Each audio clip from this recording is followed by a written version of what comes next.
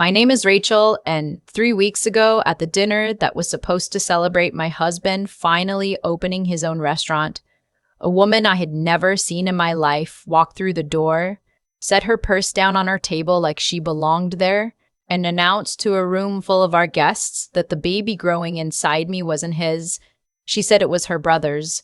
The fork stopped moving. Somebody's wine glass clinked against a plate, and then there was nothing.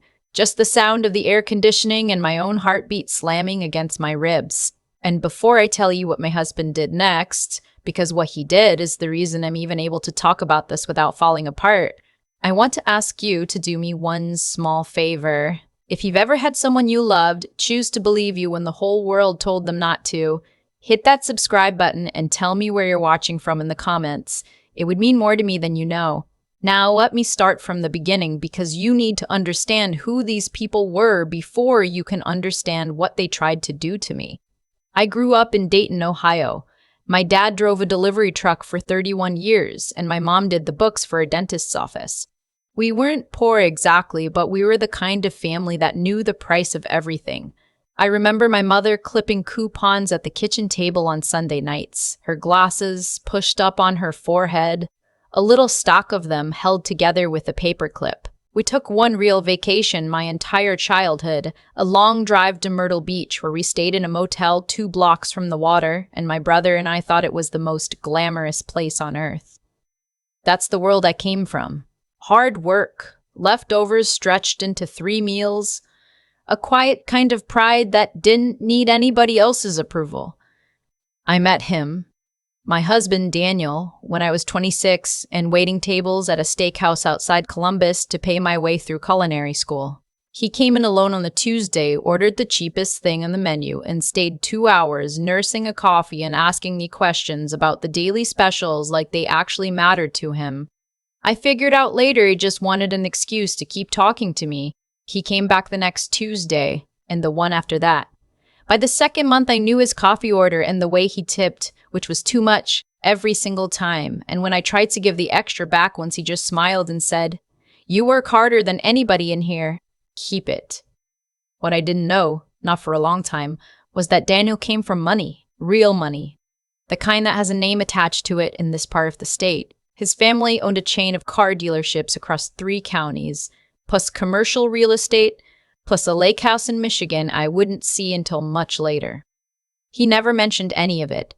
He drove a 10-year-old Honda and wore the same gray jacket all winter. When I finally found out, I almost ended things right there, because I'd seen enough movies to know how that story usually goes for a girl like me. But he held my hands across the table at a diner and he said, "Rachel, I don't care what they think. I picked you. That's the only vote that counts." I believed him.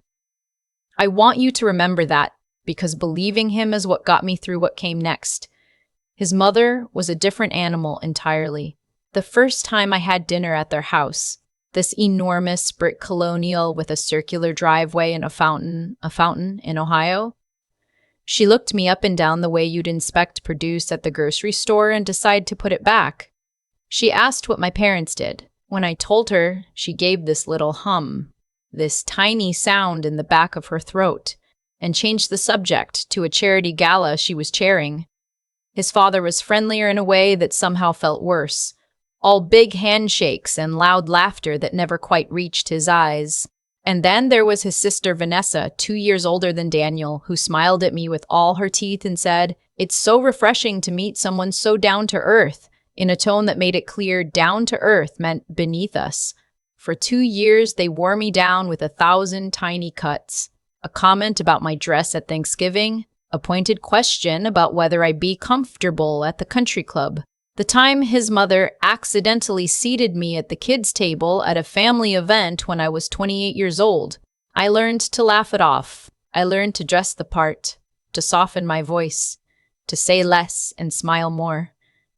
I told myself it was the price of loving a man whose family came as a package deal.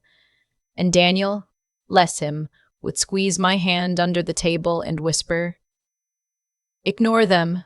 You're worth 10 of any of them." We got married at a vineyard outside Hocking Hills. Small, just 60 people. His mother spent the entire reception telling guests it had been Daniel's choice to keep things modest, as if my dream wedding were something to apologize for. My own father cried during his toast, and I watched Vanessa roll her eyes. I should have known then. I should have seen the shape of what was coming.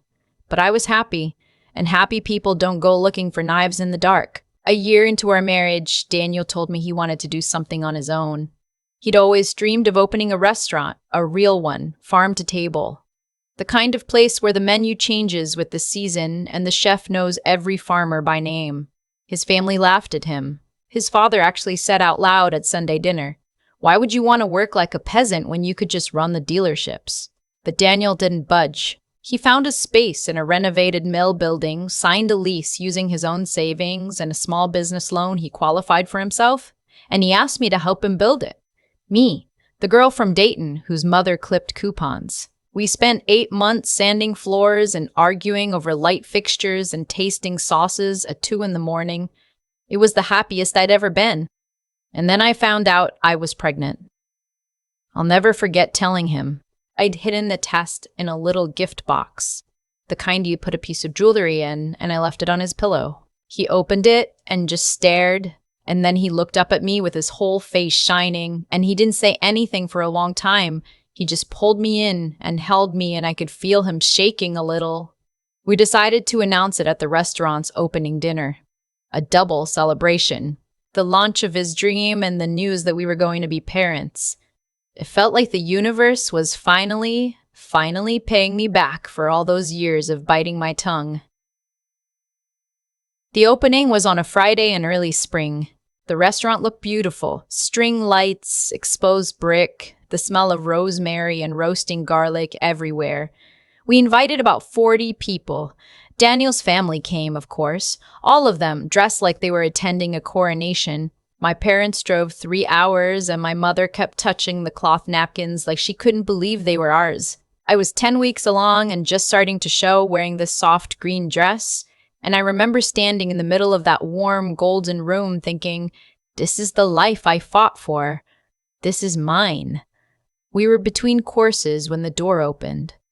A woman walked in, maybe 40, sharp suit, the kind of confidence you only see in people who've practiced what they're about to do.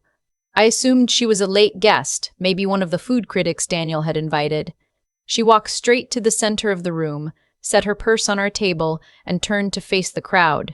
And then she said it, loud, clear, perfectly rehearsed. "I'm sorry to ruin the party," she said, "but these people deserve to know the truth. That baby Rachel is carrying, it's not Daniel's, it's my brother's." I laughed. I actually laughed, this confused little burst, because it was so absurd. "I'm sorry. Who are you?" She didn't even look at me. "My brother had a relationship with this woman for months. We have proof." And she reached into her purse and pulled out a manila folder, thick with papers, and started handing pages around the room like she was dealing cards. I watched my husband's aunt take a page. I watched his cousin lean over to read it. I heard somebody murmur, "These are text messages," and somebody else say, "Oh my God, look at the dates." Then the woman pulled out her phone and held it up, and on the screen was a photo, me, supposedly, standing close to some man I had never seen, laughing, his arm around my waist. Except it wasn't me. It was almost me. The hair was right, the dress was something I might have worn, but the face, if you really looked, wasn't quite mine. Nobody was looking that closely. They were already gone. "That's not me," I said, and my voice came out smaller than I wanted. "I've never met that man. I've never met you. This isn't real." But the room had already turned. I could feel it happen, this physical shift, like the temperature dropping. People who'd been smiling at me an hour ago now wouldn't meet my eyes. And then his mother stood up. She crossed the room in 4 steps and she slapped me, hard, across the face in front of 40 people on the night we opened our restaurant with our child inside me. My head snapped to the side and my cheek went hot and the whole room gasped, and somewhere in the back, my mother cried out my name. "You little gold digger," his mother said, her voice shaking with rage. I knew it. I knew exactly what you were the moment Daniel brought you home. You trapped my son, and now you've humiliated this entire family. I didn't do anything, I said. And now I was crying, the tears coming hot and fast. Mom. I turned to my own mother, who was halfway out of her chair, my father's hand on her arm. Daniel, please, you know me. You know this isn't divorce her. His mother spun toward Daniel. Tonight. Right now. Before this gets any worse. We will handle the lawyers. We will handle all of it. But you end this, Daniel. You end it right now. His father was on his feet, too. Son, think about the family name. Think about the business. This is exactly what we warned you about. Vanessa, his sister, had this little smile on her face. Just barely there. And I'll tell you, in that moment, with my cheek burning and my hand shaking over my stomach, that smile was the thing I couldn't stop looking at. Because there was no shock in it. There was no surprise. There was satisfaction. Everyone turned to Daniel. The whole room held its breath, waiting for him to throw me away. He set down his glass. Very slowly. And he walked, not toward me, toward the woman with the folder. She actually took a step back. He stopped in front of her, and he looked at her for a long second, and then he turned around to face his family, and his voice when it came out was so quiet that everyone had to lean in to hear it. My wife, he said, does not have a brother-in-law she's never met fathering her child. His mother started to speak, and he held up one hand. I was there, Daniel said. I was there at the doctor's office for the first ultrasound. I have held her hair back every morning for 6 weeks. I know exactly when this baby was conceived because I was there for that too, and I can promise every single person in this room it was not with a stranger. His voice rose now, just enough. So before anyone in my own family hits my pregnant wife again, and mother, look at me. You will never touch her again. Somebody is going to explain to me how a woman none of us has ever seen walked into my restaurant on opening night with a folder she had clearly spent weeks putting together. The room was dead silent. You want to talk about timing? Daniel said. Let's talk about timing. This isn't a confession. This is an ambush. And ambushes cost money to organize. I watched his eyes move across the room. I watched them land on his mother.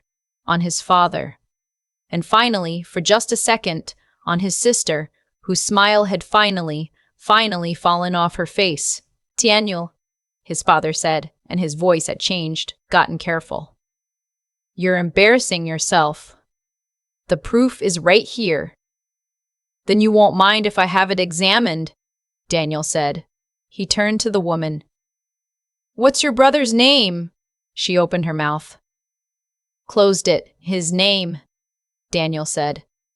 His name, Daniel said. She grabbed her purse. I don't have to stay here and be interrogated. I came here to do the right thing. You came here to do a job, Daniel said. Now get out of my restaurant before I call the police and let them ask you the same questions. She left, fast. The door banged shut behind her and the photographs she'd handed out fluttered to the floor, and nobody moved to pick them up.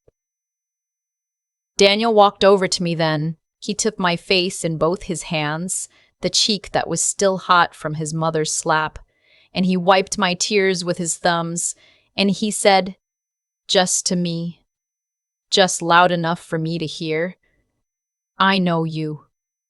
I have always known you. Let's go home. And then he turned to his parents one last time. Don't call me, he said. Not until I know who paid that woman.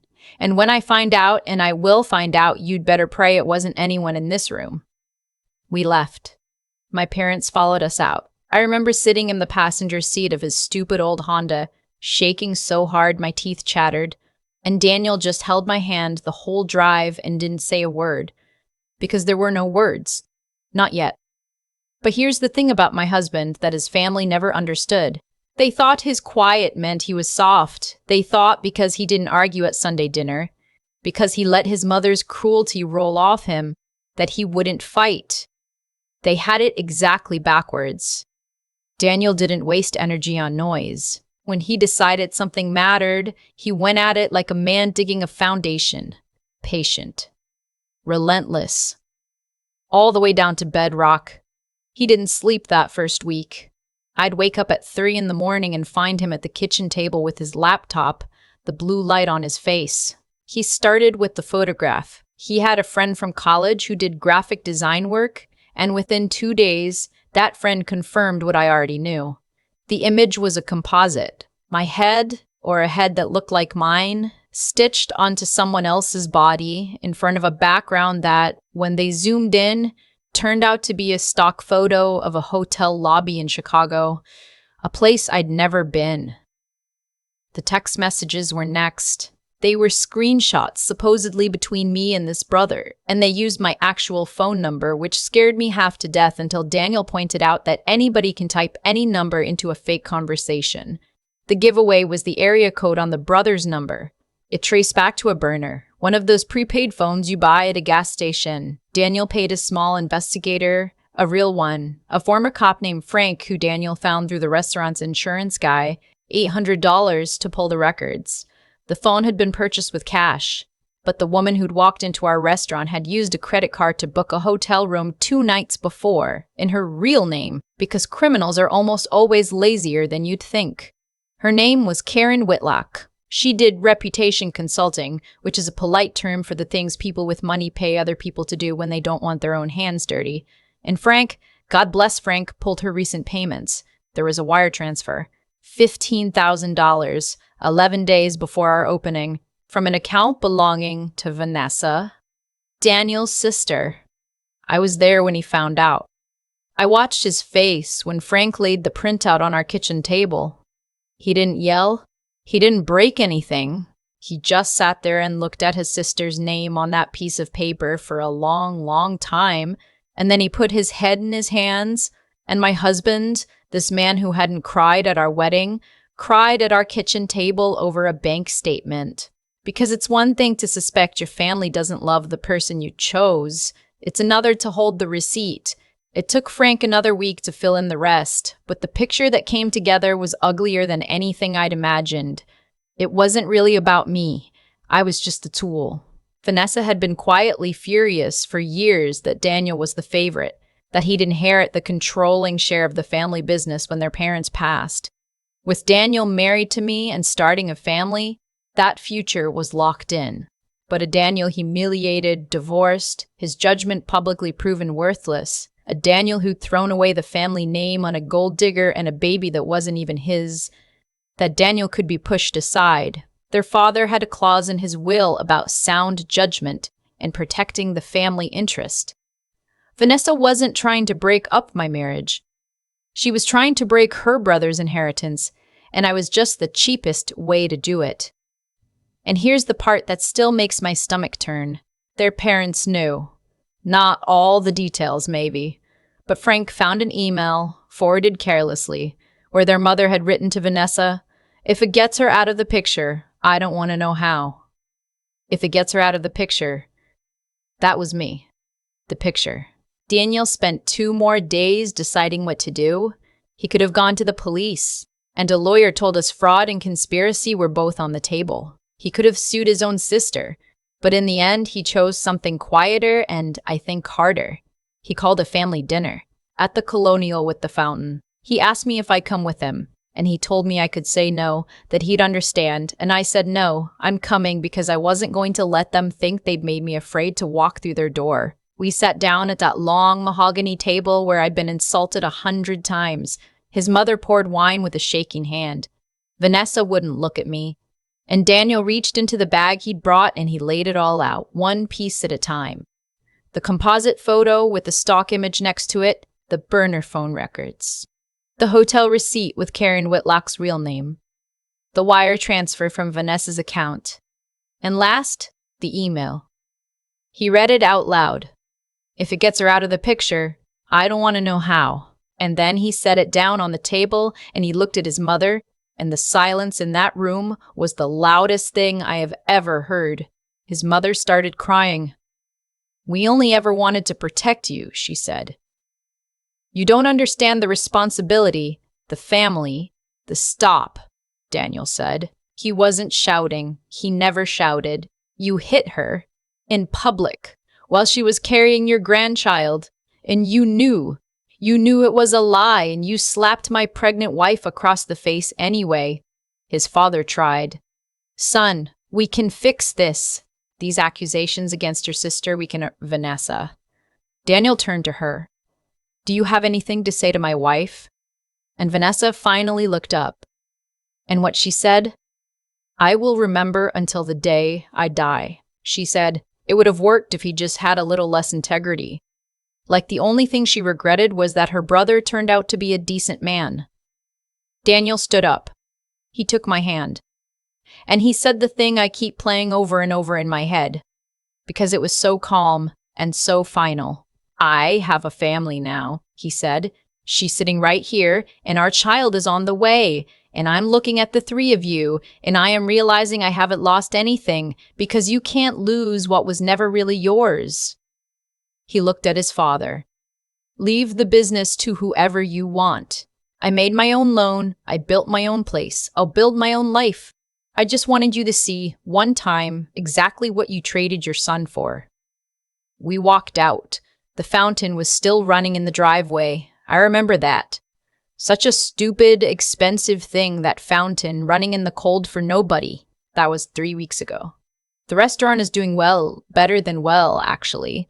It turns out a beautiful little farm-to-table place with the chef who pours his whole heart into it does just fine without a family name attached. My cheek healed in a couple of days. The baby is healthy. We found out last week it's a girl.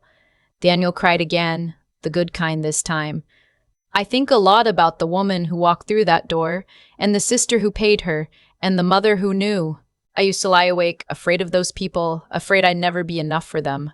Afraid that one day Daniel would wake up and see me the way they saw me. And the cruelest thing they ever did, the thing they spent $15,000 on, was hand me the one piece of proof I'd been missing my whole marriage, that he would choose me, out loud, in a full room, with everything on the line.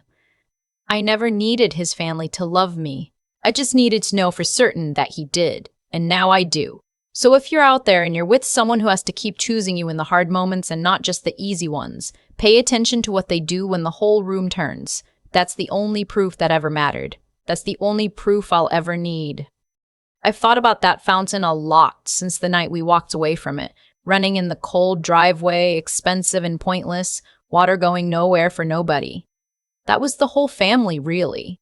So much show, so little underneath, and I keep coming back to one simple truth. Everything that happened to us happened because of choices people made, and every choice came back around to find them. Vanessa chose to spend $15,000 trying to destroy her own brother's life, and what she got for it was a brother who will never sit at her table again. Daniel's mother chose to slap a pregnant woman she knew was innocent, and what she lost was the grandchild she'll only ever hear about from the outside. They wanted to protect a name, and in protecting it, they emptied it. That's how it works. You don't get to plant cruelty and harvest love. The seeds were always going to grow into exactly what they were. What saved me wasn't luck. I used to think it was, that I just happened to marry a man who happened to believe me. But that's not the truth. Daniel believed me because he is a person who decided a long time ago that doing right by someone matters more than what it costs him, and he held to that even when his whole family and a room full of guests leaned the other way. That kind of decency isn't a feeling that shows up when you need it. It's a habit you build in all the small moments first, so that when the big one comes, you don't have to think about it. He didn't have to think about it. And believing me wasn't enough on its own. Plenty of people believe things and do nothing. Daniel was patient and sharp about it. He didn't scream. He didn't accuse blindly. He pulled the thread quietly until the whole thing unraveled. The burner phone, the stock photo, the wire transfer with his sister's name on it. He used his head, not just his heart. If he'd only had the heart, they'd have buried us in doubt. Because he had both, the truth had nowhere to hide. The last thing, and maybe the hardest, is that it took real strength to walk out of that house twice. Once on opening night, and once when he laid the proof on their table and chose his small new family over the only one he'd ever known. Strength isn't slapping back. It's standing very still in the middle of a storm and refusing to become it. So if you take anything from what we live through, let it be this. Be the kind of person who chooses right when it's expensive. Be smart enough to look closely before you believe what a room tells you. And be strong enough to walk away from people who only love the version of you that serves them. Those 3 things saved my marriage and my daughter's future. They'll hold up your life too, long after the fountains everyone else is so proud of have rested shut.